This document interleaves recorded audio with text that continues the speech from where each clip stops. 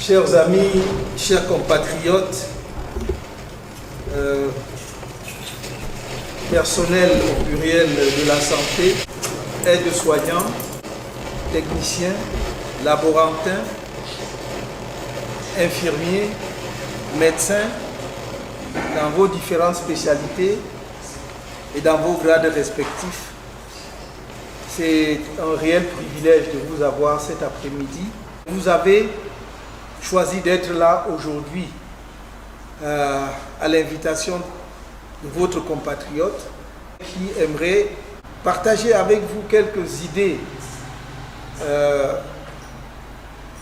portant sur son programme ou sa vision du secteur de la santé, mais surtout aussi pour vous écouter. Merci d'être là cet après-midi. Je voudrais d'emblée vous dire le respect et l'admiration que j'ai pour votre profession, pour vos professions, pour vos différents corps de métier à l'intérieur du secteur de la santé. Pourquoi? D'abord parce que vous avez fait preuve d'une résilience admirable. Quand je me souviens qu'il y a une trentaine d'années, lorsqu'on a procédé à la diminution des salaires et à la dévaluation du franc CFA, j'ai parmi mes amis médecins, des proches membres de la famille médecins qui m'ont dit qu'ils touchaient moins de 100 000 francs CFA. Pourtant, vous êtes restés. Pourtant, vous avez continué à vous rendre dans vos formations sanitaires. Vous avez continué à soigner les Camerounais dans l'adversité. Vous avez payé un lourd tribut à ce que d'aucuns appellent la Covid-19. Je préfère le masculin, je ne sais pas pour quelle raison, mais ça sonne mieux, le Covid-19. On ne l'a pas dit assez et peut-être nous, Camerounais survivants, ne vous avons pas rendu l'hommage mérité par les circonstances.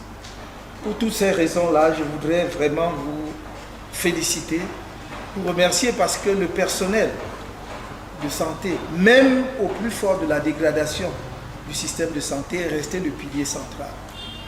Dans la difficulté que nous connaissons, parfois même nous sommes très sévères avec vous sans savoir justement tout ce que vous endurez pour continuer malgré tout de venir au secours des Camerounais. Ce dont je voudrais vous parler brièvement, c'est de manière schématique notre vision, les quelques idées que nous avons pour le secteur de la santé dans notre pays, le renouvellement, plus que la réforme, il s'agit en fait de repenser le système de santé. Et je compte sur vous pour, j'allais dire, me corriger quand je suis dans l'erreur et surtout enrichir nos échanges pour que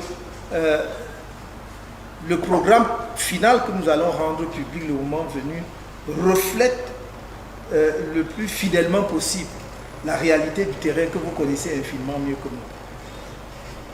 D'abord sur le plan, je vais articuler mon propos peut-être autour de 4 points. Le premier, c'est d'abord l'architecture générale de la santé, l'architecture institutionnelle de la santé. Ensuite, il y a le personnel de santé, qui pour moi est central, cœur. Troisièmement, il y a l'infrastructure, les infrastructures de santé.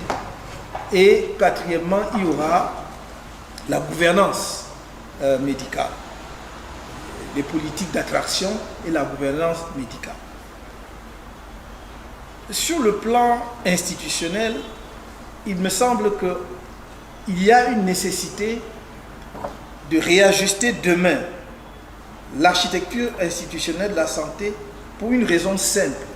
C'est que si ce que nous préconisons trouve une transcription dans la réalité, c'est-à-dire la réforme de l'État, quelle sera la forme ultime de l'État que nous allons retenir au Cameroun?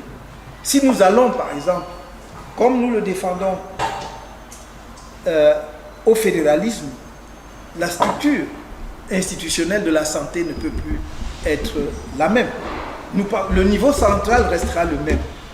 Le niveau d'élaboration des politiques, de la réglementation restera le même. Ce sera le niveau de la capitale, ce sera le niveau central. Mais à côté de cela, nous pensons que s'il y a des États fédérés au Cameroun demain, il faudrait qu'il y ait des agences fédérées de santé. Qu'il y ait des agences fédérées de santé, que dans chaque État fédéré, il y ait une agence de santé qui va en réalité coordonner et chapeauter les structures que nous connaissons déjà, parce que notre compréhension de l'idée fédérale, c'est qu'il ne s'agit pas simplement de la transcription ou du changement des 10 régions en 10 États fédérés. Je pense que ce n'est pas ça. On n'atteindrait pas l'objectif. Nous pensons, nous, qu'il faut construire demain des États fédérés à la fois géographiquement et démographiquement viables. Et donc, on va nécessairement mettre ensemble un certain nombre de régions pour permettre effectivement qu'il y ait des États forts à l'intérieur de la structure de l'État global. Par conséquent, l'agence de santé viendra coordonner ce qui existe, c'est-à-dire par exemple les structures régionales. Les régions ne vont pas disparaître, mais les structures régionales vont demeurer coordonnées justement par cette agence fédérée. Mais également les autres, c'est-à-dire les structures périphériques, il y aura effectivement jusqu'au district de santé. De toute façon, la déclinaison ne va pas changer fondamentalement du point de vue de l'organisation institutionnelle. Tout ce que je peux dire à ce stade, c'est que nous voulons standardiser. Il faut vraiment que nous ayons des normes uniformes sur l'ensemble de notre territoire national. C'est-à-dire que quand on arrive dans un centre de santé, dans n'importe quel lieu du Cameroun, on doit avoir les mêmes caractéristiques, y compris même pratiquement jusqu'au niveau architectural. En tout cas, la manière dont les services sont organisés, les disponibilités, ça doit être le même. Voilà pour ce que j'appelle très sommairement l'architecture institutionnelle. À côté de cela, il y a donc en deuxième point le personnel de santé, central. Parce qu'il n'y a pas de système de santé qui tienne sans un personnel de santé bien formé, qui est à l'aise dans son travail.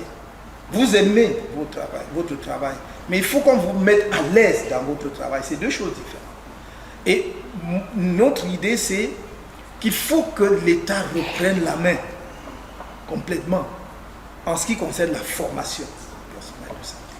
Pour nous, c'est fondamental. Même si il doit y avoir une articulation entre le niveau central et le niveau des États fédérés, il faut que les structures publiques reprennent la main en ce qui concerne la formation des personnels de santé.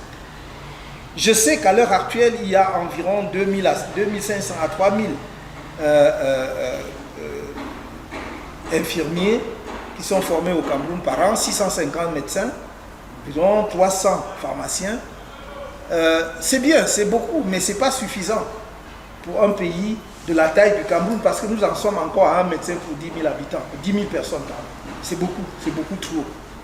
Nous pensons donc que lorsque nous aurons une organisation qui permet d'articuler la formation médicale entre le niveau central de l'État fédéral et le niveau de l'État fédéré, parce qu'au moins dans un premier temps, nous pensons qu'il ne faut pas encore directement tout abandonner aux structures fédérées. On est un État jeune et je ne pense pas que tous les États puissent avoir les moyens nécessaires pour maintenir des formations de qualité. Donc il y aura une articulation entre État fédéral et État fédéré pour ce qui est de la formation.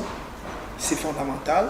Il faudra vraiment que les concours soient sérieux, ou les sélections par classement, mais en tout cas, il faut qu'il y ait une sélection rigoureuse. Nous avons eu quand même pendant longtemps, si vous êtes là, c'est parce que vous avez été bien formés. Et je regarde avec beaucoup d'inquiétude les jeunes qui sortent de certaines structures de formation aujourd'hui. Il s'agit de notre vie à nous tous. Vous-même du personnel médical, si vous tombez malade, ce n'est plus vous qui êtes au contrôle de vous-même, c'est un autre collègue. Mais s'il est mal formé, le résultat sera le même. Donc il faut vraiment que l'on soit bien formé. S'il y a un secteur avec lequel on ne triche pas, c'est celui de la santé. S'il y en a un seul, à la limite, vous pouvez rattraper chemin faisant un élève qui a été mal formé à la base. Mais un médecin qui a été mal formé, il a déjà causé une catastrophe. Donc là, on ne doit pas tricher. On doit vraiment mettre ce qu'il faut. Et c'est pour cela que nous mettons un point d'honneur à dire que tout Camerounais, tout jeune Camerounais qui passe le concours d'entrée dans une école de médecine sera boursier du premier jour jusqu'à la sortie. À la seule, il perd sa bourse s'il redouble. Ça, c'est, faut quand même, on ne va pas encourager aussi Mais dès l'entrée, dès la première année, il est boursier jusqu'à sa sortie. Évidemment, toujours dans le cadre de la formation, il faut multiplier, peut-être accroître en tout cas les filières de spécialisation. Et à cet égard, nous pensons franchement qu'on ne peut pas parler de la formation, non seulement sans penser aux facultés ou aux écoles de médecine, mais surtout au CHU. Il faut de grands CHU au Cameroun. Centre hospitalier universitaire. Il en faut vraiment de référence. Ou d'ailleurs, vous allez articuler formation et recherche. En fait, soins, formation et recherche. Parce que nous ne pouvons pas, on ne fait plus la recherche médicale au Cameroun. Mais pourtant, quand vous faites un petit saut en arrière, moi je me souviens quand on était à l'université, de temps en temps, on vous disait, tel professeur de médecine ou tel médecin a découvert ceci ou il fait telle chose. Il n'y en a plus. Parce qu'effectivement, on a négligé l'aspect recherche. Et je pense que nous allons doter le pays de grands CHU pour que les médecins qui sont formés soient également, grâce à cet encadrement-là, familiers, je veux dire, avec la pratique médicale. Toujours dans le cadre de la formation, une des idées que nous proposons, c'est que vous avez constaté qu'à l'heure actuelle, l'arrière-pays souffre beaucoup. Il y a des parents, des patients dans l'arrière-pays qui n'ont jamais vu un médecin, ou qui envoient un, peut-être par hasard, tous les 10 ans, je ne sais pas moi, à l'occasion de quelle campagne que l'on mènerait. Ce n'est pas normal. Il est possible de faire autrement. Nous pensons que les jeunes médecins qui viennent de sortir, et même déjà avant même la sortie, doivent faire une partie de leur stage dans l'arrière-pays, prise en charge, avec une prise en charge, de façon à ce que même les formations sanitaires les plus petites puissent voir passer un médecin. Voilà, et que ce ne soit pas un luxe qui est réservé aux grands centres urbains comme Douala, Yaoundé et les chefs-lieux de région. Et à cet égard, un autre aspect, une autre valorisation du personnel de santé, à notre avis, passe par l'attention qu'on doit porter à leur statut social. Cela passe premièrement par la revalorisation de la rémunération du personnel de santé. Vous ne pouvez pas payer des médecins, même vraiment au-delà de la santé. Prenez même, respectons quand même le nombre d'années d'études qu'il y a derrière. Vous ne pouvez pas payer des médecins au lance-pierre. Vous ne pouvez pas payer des infirmiers au lance-pierre. Vous ne pouvez pas payer parce que tout ce monde-là passe du temps, abandonne leur famille quand ils font des gardes. Et je ne sais pas quel autre sacrifice. Donc on doit, s'il y a des secteurs sur lesquels moi je crois qu'il faut faire un effort, se concentrer pour améliorer les conditions d'exercice de la profession, c'est les médecins et les enseignants. J'ajoute à ces éléments, en dehors des prix, machin, mais le salaire même déjà de base doit être revalorisé hormis les prix.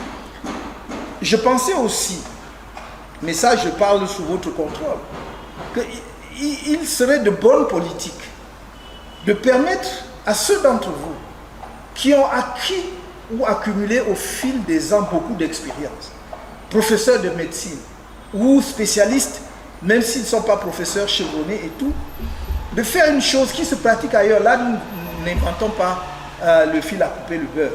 C'est-à-dire qu'il y ait une part, pendant la semaine, il y a un certain nombre de jours accordés aux médecins, à ces grands spécialistes-là, pour faire des consultations dans les formations sanitaires publiques, mais pour leur propre compte. Je ne veux pas tuer les formations sanitaires privées, mais quand même, j'aimerais que ça se fasse en milieu hospitalier, ou en plus d'ailleurs, ils ont l'avantage, parce que on va y revenir tout à l'heure, le plateau technique va être revu, mais vraiment à un niveau sérieux. Mais s'ils ont justement le plateau technique qu'il faut, l'entourage aussi du personnel qu'il faut, ils peuvent mieux suivre les patients dans les formations sanitaires publiques. Mais il faut justement, pour éviter qu'ils soient obligés d'abandonner leur poste à l'hôpital, voire ailleurs, pour aller faire multiplier les consultations dans les secteurs privés, il faut leur donner cette possibilité-là. Ce jour-là, vous consultez le médecin, mais à titre privé, il va vous faire sa facture, vous allez payer. Et il est dans la formation sanitaire publique. Et enfin, toujours par rapport au statut social, il me semble qu'il est important. Quand nous, on était petits, on savait que dans les petites localités du pays où on était, il y avait 3-4 personnes qui étaient des grands notables, pas des notabilités traditionnelles. Il y avait l'autorité administrative, il y avait le médecin, il y avait le directeur d'école, et je ne sais plus qui. Ça ne dépassait pas 3 ou 4. Voilà les notables. Il faut rétablir cela. C'est-à-dire que quand dans une localité, on voit un médecin, on doit d'abord savoir qu'on a affaire à une personnalité. Les personnalités ne sont pas seulement celles qui ont fait les NAM. Non. Quand vous avez en face de vous un médecin, un directeur d'école ou un proviseur de lycée et tout cela, ça doit être des éléments constitutifs de la notabilité de la localité. Et à cet égard, et pour ce faire, y compris pour les jeunes médecins en fin de formation ou en début d'activité dont nous avons parlé tout à l'heure, nous voulons rétablir, construire à nouveau des maisons d'astreinte. Construire des maisons d'astreinte. Il ne faut pas qu'un médecin, quand il arrive, parce que bon, à Yaoundé, il va se débrouiller, même sans beaucoup de moyens, pour trouver même 1-2 pièces. Mais ailleurs, dans des districts de santé, dans des petites localités, même s'il veut louer, il ne trouve pas quelque chose de décent. Or, pour qu'il garde ce statut de notable, il faut qu'on dise voilà la maison du médecin. On ne va pas simplement dire voilà la maison du sous-préfet ou bien du commandant, voilà la maison du médecin. Donc, et pour nous, la garantie que ces maisons d'astreinte gardent leur standard, c'est standing, c'est que le médecin qui entre doit savoir qu'on doit faire le check à l'entrée et le check à la sortie. Si vous avez cassé, détruit des choses, bon, je regrette, mais vous allez devoir payer pour réparer. Mais il faut vraiment qu'il arrive, qu'il soit psychologiquement même déjà rassuré en arrivant, que j'ai une maison d'astreinte. J'ai préconisé la même chose d'ailleurs pour les responsables en matière d'éducation, c'est vraiment important. Un dernier point, pour ce qui est du personnel de santé, je voudrais que l'on réfléchisse et que vous réfléchissiez, peut-être pas tout de suite, mais si nous avons la bénédiction pour être en capacité de mettre cette vision en œuvre, que au cours des états généraux que nous entendons organiser à cette occasion, que l'on réfléchisse par exemple sur non seulement les cursus de formation, quelle est la durée vraiment que nous voulons. À l'époque, on commençait à 6 ans quand on a fait le CUS. Et c'était d'excellents médecins aussi. C'était des généralistes, mais ils savaient tout faire, y compris jusque bon. Mais aujourd'hui, c'est vrai que les problèmes médicaux se sont compliqués et tout. Mais est-ce qu'on fait une durée de 6 ans, de 7 ans? Comment? Voilà. Ensuite, comment est-ce qu'il est possible de faire des passerelles entre les professions, au sein du secteur du personnel de la santé, par exemple, entre des équivalences entre infirmiers et médecins après un certain temps? Est-ce que c'est possible? Je crois que j'ai vu des choses comme ça ailleurs. Est-ce que c'est bon? C'est pas tout ce qu'on a vu ailleurs n'est pas bon. Donc moi j'y vais là sur la pointe des pieds. Il faut que ce soit le personnel de santé qui réfléchisse lui-même et qui nous dise quelle est la bonne direction en la matière. Voilà ce que je dirais pour le personnel de santé. Et je résume. Reprendre en main la formation, mettre l'accent sur une formation de qualité. La nation, la société camerounaise doit mettre le prix qu'il faut pour que son personnel de santé soit bien formé. Et je dis à tous les niveaux, je ne parle pas que des médecins, même si dans mes exemples, souvent je cite les médecins, c'est tous les niveaux, que ce soit de l'infirmier jusqu'à l'aide-soignant. Formation donc, revalorisation du salaire, statut social, c'est-à-dire que la perception que les Camerounais ont de leur médecin doit changer, parce que c'est un notable dans la société, en tout cas au moins pour ce qui est des médecins. Donc, pour cela, j'ai indiqué quelles sont les mesures que nous pourrons prendre, et cette idée éventuelle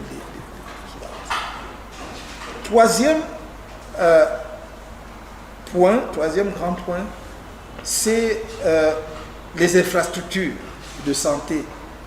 Et j'allais dire même, j'y ajoute, j'aurais pu mettre avant, mais ici, la pratique médicale. La pratique médicale, Je vais liquider ça rapidement. Qu'est-ce que je mets dans la pratique médicale?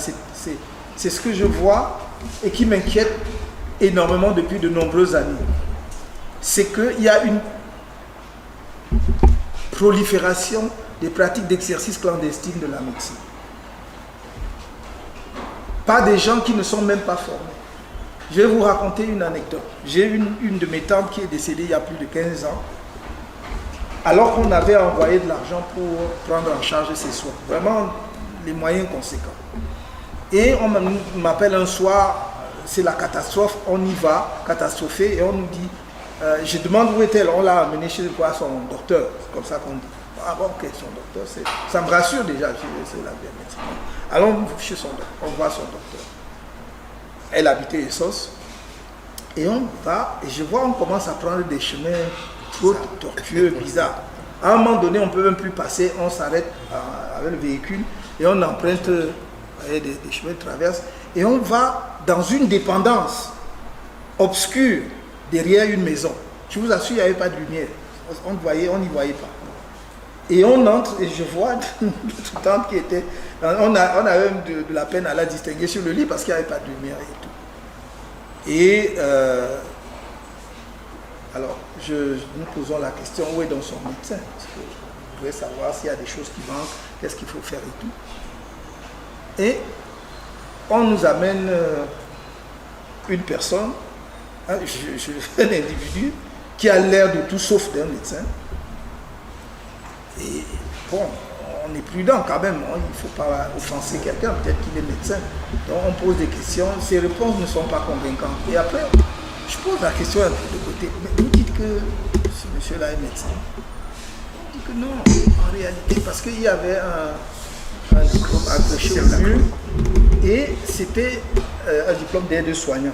Et c'est pas ça le problème, c'est que c'est son père qui était aide-soignant. Et donc quand son père est décédé, lui il a continué à exercer, alors que avec le diplôme, avec le truc de son père.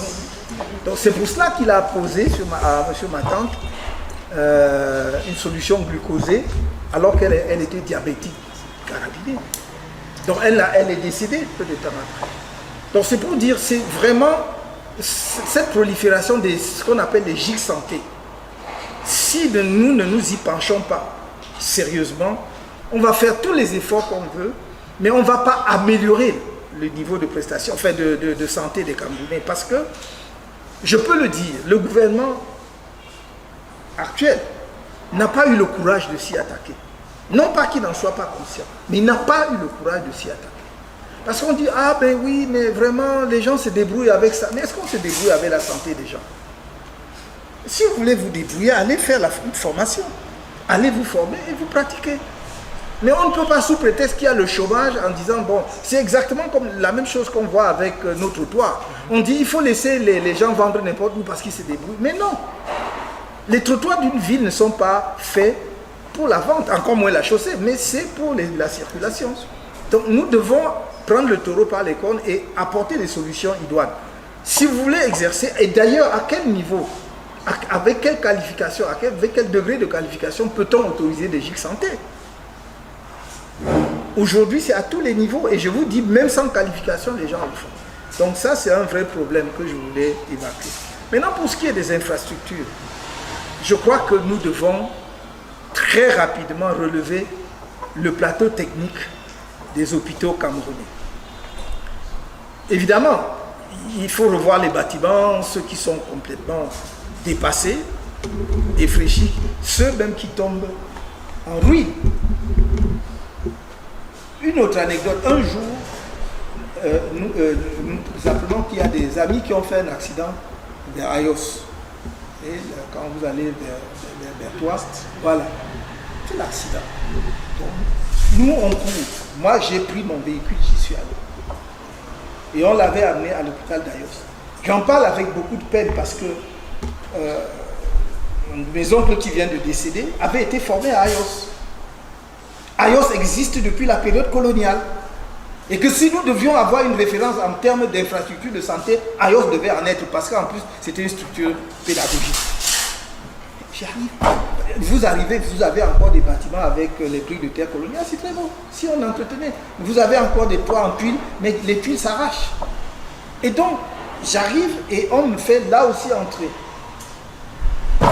Manque de peau, il n'y a pas de lumière. On avait coupé la lumière. Il y avait une étudiante en médecine qui était finissante. Donc elle terminait et elle faisait son stage là-bas. Mais la pauvre, elle était seule. Quand on dit, bon, elle se retrouve seule dans toute une formation hospitalière aussi grande. Là encore, donc, avec la coupure d'électricité, on a du mal. Mais ce que je vais vous dire, le pire, c'est qu'il y avait une odeur insoutenable. Et on me dit, la coupure, c'est depuis plusieurs jours. Donc c'est la mort qui vient. Je cite l'hôpital. Et je cite des faits que j'ai vécus. Si Okala était là, il allait, puisque c'était Okala et l'autre qui avaient fait l'accident. Ceux qui se souviennent de ça peuvent en témoigner. Si Okala était là, il pourrait vous en donner témoignage.